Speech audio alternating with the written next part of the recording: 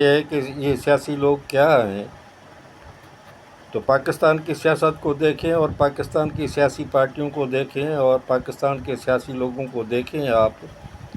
تو ایک بات آپ کو نظر آئے گی کہ پاکستان میں سب جو سیاسی لوگ ہیں وہ نام نہاد بڑے لوگ، جن کو ہمارے پاکستان میں بڑے لوگ کہا جاتا ہے، اور دوسرے جو دولت مند اور امیر لوگ ہیں، ان لوگوں نے ہی سیاست پر اور ہمارے سیاسی پارٹیوں پر قبضہ کیا ہوا ہے۔ یہ امیر لوگ بڑے سرمایہ دار بھی ہیں، کچھ جاگیردار بھی ہیں، اور کچھ بڑے بزنس مین بھی ہیں جو سیاست میں آ گئے ہیں اور سیاسی پارٹیوں پر قبضہ کر لیا ہے اور پاکستان کی حکومت پر قبضہ جما دیتے ہیں۔ تو ان لوگوں کا دوسرا ہم نے بولا کہ ان لوگوں کا مقصد آخر کیا ہوتا ہے،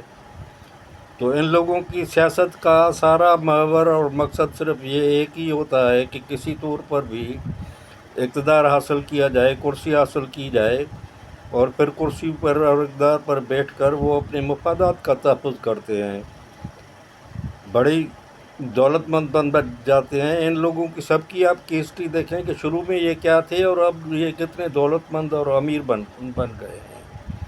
تو ان لوگوں کا مقصد صرف ایک ہی ہوتا ہے کہ اقتدار اور کرسی حاصل کر اپنے مفادات حاصل کیے جائیں، پیسے کمائے جائیں اور دولت مند بنایا جائے، اور ان کی آپس میں دوڑ ہی لگی رہتی ہے کہ میں اس سے زیادہ پیسے کماؤں، اس سے زیادہ امیر بن جاؤں، اس سے زیادہ دولت مند بن جاؤں۔ ان لوگوں کا مقصد عوام کی خدمت کرنا اور ملک کو سدھارنا نہیں ہوتا ہے، اور ان لوگوں کا مقصد صرف ایک ہی ہوتا ہے کہ کس طرح کرسی حاصل کی جائے اور کس طرح دولت مند بنا جائے۔ تو جب تک یہ نظام چلتا رہے گا اور جب تک یہ دولت مند لوگ اور امیر لوگ، میں تو اس کو پاکستان میں امیروں کی نقلی جمہوریت کہتا ہوں، یہ جمہوریت نہیں ہے، مگر امیر لوگوں نے سیاست اور جمہوریت پر قبضہ کر لیا ہے، اور ہر بار وہی لوگ کسی طور پر سلیکٹ ہو کر یا الیکٹ ہو کر آ جاتے ہیں اور ملک پر قبضہ کر لیتے ہیں۔ تو یہ لوگ